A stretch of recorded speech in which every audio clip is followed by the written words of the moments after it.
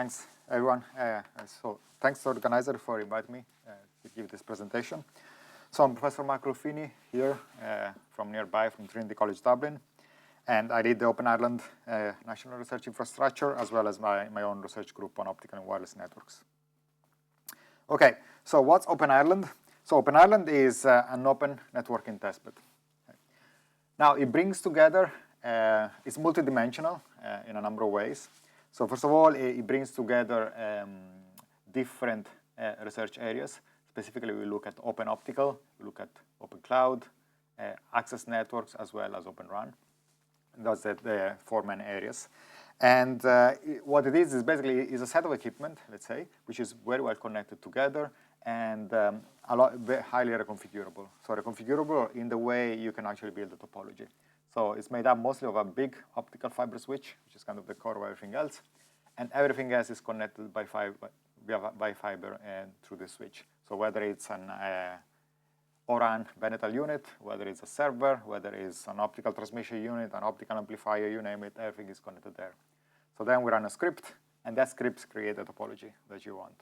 Okay, so you can connect a Benetal RAN over, I don't know, 20 kilometers fiber, get to a radio unit for your DU, then get back to the network, you have your CU, get back to the network, you have your 5G core. And of course, you can decide. Now, I mean, an interesting thing is that, okay, that's what we have, let's say, in the lab, so indoor, but the really interesting part is that it really goes also outdoor. So it goes outdoor, for example, on the Open RAN. So we have a number of outdoor units, 7.2 splits in the campus. We have a lot of dark fiber connectivity, for example, to other universities, so we can run experiments throughout the university. But now that's been extended, so we have dark fiber connectivity to HINet, which is the National Research Network. So we can actually run experiments where we actually we add signals to a live network, experimental signals to a live network. And the last experiment was actually done yesterday and the day before. It was about polarization sensing. We also have additional dark fiber that brings us all the way to Galway and all the way to Cork, again, to do their experiments. This includes experiments on quantum. And very recently, we're also looking now, we also have connectivity across the Irish Sea, and this is mostly done at the moment for fiber sensing, undersea fiber sensing. We also, I mean, the reason why we can do this openly is that we also have a 100 megahertz license from Comreg. This is a test license, but it's been renewed for the last 4 years, which kind of means, take a phone, put our SIM cards, and there you go, you do your own experiments. It's a worldwide reach, as in we're also connected to other testbeds. For example, we are connected to the Cosmos testbed in the US. We are to the Rare before testbed in Europe, and so on. And a very interesting thing is that it's just an example of how much having these testbeds have brought us to collaboration. And I mean, I could spend 10 minutes to describe each of these, but one interesting one is the one from NTT, because you would think something like NTT would do experiments, in Japan, in their own country. But apparently, the business unit would not allow the research unit to do the experiments. So that's why they came here, and we run the experiments over the live network in HNet and also over the fiber infrastructure. So it is extremely valuable. Research areas that we carry out, I mean, a lot of work, of course, we are optical, by nature, optical people. So a lot of work is in the optical lab itself. And this allows us to build digital twin for optical networks, first in the lab, but then we can also extend it to the live networks to see how it actually behaves. And it's all on the basis of using AI to control optical networks. We have the Open RAN lab. Again, we have an indoor side, which is made up of USRPs, where you use split 8, but there's also the outdoor part where we use 7.2 split. And again, our focus is not so much on the physical layer, but as much as using AI for controlling the network. This involves, the usual XAPs and ORAPs, and there is a specific focus that I'll just mention later on the energy efficiency. We have then, on the other side, this is more the RF lab, so the test bench optical RF lab, and this is where, for example, we look at convergence of optical and wireless. We've been looking at convergence of digital signals that you normally have in fiber with other signals like analog radio over fibers. And this becomes more and more interesting as we move towards higher frequencies, not sub-6 gigahertz, but millimeter wave or even sub-terahertz. One of the reasons you move there is because you want much larger bandwidth. You can talk easily of bandwidth of 1 gigahertz or more. And if you try to digitize that waveforms, it takes a lot of data rate, very high data rate, which is very high cost. However, if you just modulate that waveform into a laser, it takes very little bandwidth, and it's an analog modulation. And so these are interesting things that we've done. And again, when we do this experiment, we've done them over HANet, over the live network, using optical spectrum as a service. So we got a 400 gigahertz spectrum for us to run the experiments, and we were able to send all type of signals from different vendors, as well as digital signals from Atran boxes, as well as analog radio fiber signals that we just made up in the lab. In addition to that, we now also have a quantum communication lab. And mostly what we do with that, we're looking at quantum communication protocols and entanglement distribution. So how do you run entanglement distribution over an optical network? Now, I thought I'd give some examples. I mean, this is really on the Open Run, on what have we used, practical examples of what do we use this network for. This was done with a company called Rivada Networks. And this was about machine learning and over prediction. So the idea is that, Rivada had a use case where it was called dynamic spectrum sharing. So the idea is that you might have multiple areas. So you don't own any infrastructure, but you can reserve capacity in this infrastructure. And you have your own user, however, and as your user move across the city, they will end up in different areas or different networks that might be owned by different third parties. So as a service provider, I will basically dynamically buy spectrum or even capacity as my user move across. So it becomes important to understand when is your user going to move to the next area. Right? And so in order to do this, again, we use the outdoor cells. We run several experiments moving across the network and collecting data and seeing at what point would the network give you the handover. And then by doing that, we create a machine learning algorithm which kind of predicts what is the best time for you to predict that there's going to be handover within the next 5 or 10 seconds. And again, of course, you have a strategies that you want to provide adequate resources, but you don't want to do the handover too much in advance so that you're actually wasting resources. And this is just trying to get the optimal point to do that. Another interesting work we did was cross-domain AI.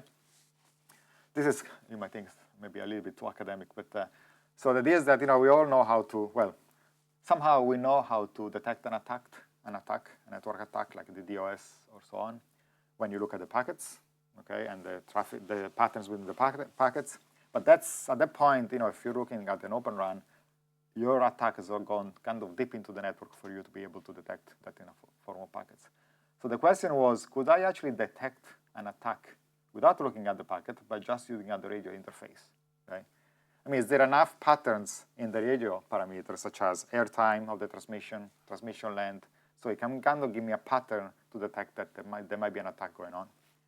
So that was the idea. However, while there are traces for attacks that tells you this is an attack, and then you have IP addresses and whatever, all the information, you don't have this for radio. So what we did is that we took these traces, we run them again into our testbed, and then we use cross-domain AI to create a new label data set where we used labels from the packets data that we knew, but we use this to label the actual data from the radio.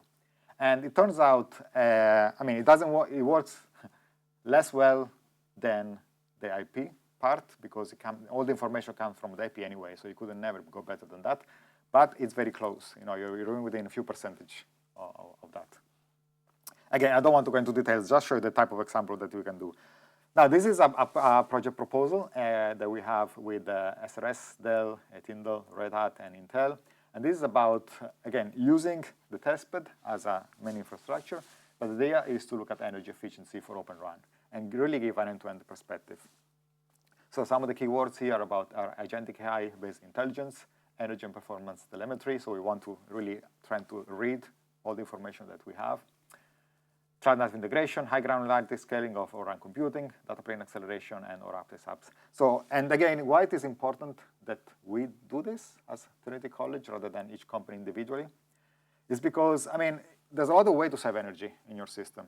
Okay? You can save energy in the way you write your algorithms, in the compute, in the way you handle your computing system, as in the cloud. You can write algorithms for sleep modes in the hardware side or in the DU, even for the software side. The problem is that this kind of have to be integrated, okay? Because first of all, if you just do one at a time, you don't save as much energy. But also, you don't want to do things that then another part of the network react in the opposite way. So it's really the end. I mean, if you want to do energy savings, it's really important that you do it end to end, that every part knows what other part is doing. And this, because we have this testbed, we're really able to coordinate this project proposal and get basically everyone to cover the different parts of the network. And that's just the last part. Now, another interesting that we have a testbed. I mean, this testbed was born was called the Research Island, Research Infrastructure, which is basically a way to get funds to build, well, to buy some infrastructure. Like this could be from electron microscope, okay? Some people just buy the electron microscope, maybe it's $500,000 or $1 million, so on. We used this instead to build a lot of different pieces of equipment and then bring them together to build a network. Now, that's great. Now, the problem is that as you start doing more work, you realize that the network is big, the use cases are getting bigger and your infrastructure is getting small for the use case that you want to do. So you try to find ways of extending your reach. For example, now we are part of one European research strategy, ESFRI, which is European Strategy for Research Infrastructure. This is called LICES. European is basically every country builds a node, and with your node you can be part of a larger European infrastructure. And the idea is that you can share your network in a way that's common to the way everyone else shares a network. Yeah. Now, for example, our network is shareable, as in we can run a lot of experiments remotely, okay, just with scripts.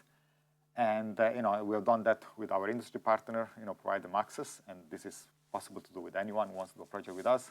But with LICES, you do it in a way that becomes common across multiple testbeds across Europe. And then we're now just also a member of a new proposal, again, S3 proposal called Forest. We are coordinating the Aris node. And this is more about infrastructure for fiber sensing, precision timing and frequency, and quantum networking. And again, just as a side, that fiber sensing is kind of exploding now in the networking side, and we are well located into that. For example, we have a number of projects. One is Research Island Defense Forces. This is a European project, very recent, and also a Celtic Next project called Sustain, just going more into the fiber sensing.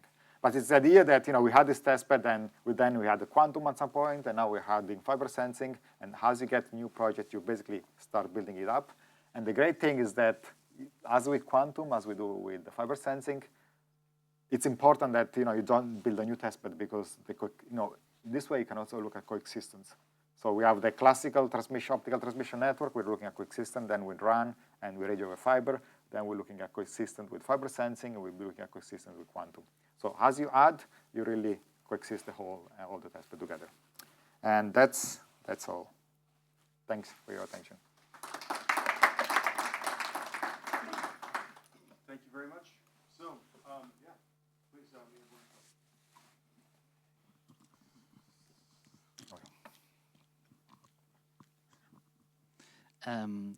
Actually, what is fiber sensing?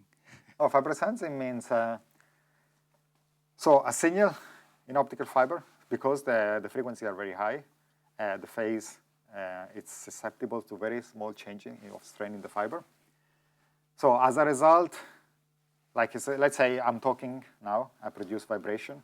As that vibration hits the fiber, it modifies by like nanometers the length of the fiber, if you want, and that can be picked up by change of phase in the signal.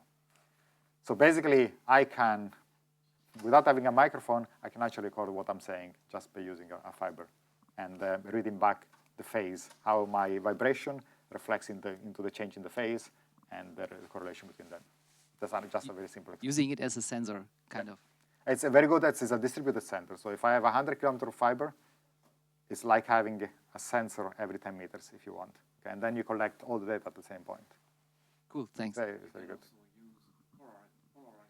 That's another one. Yeah, I didn't want to spend now 15 minutes discussing it. But yeah, polarization is something, in fact, that we've done the last 2 days, looking at polarization.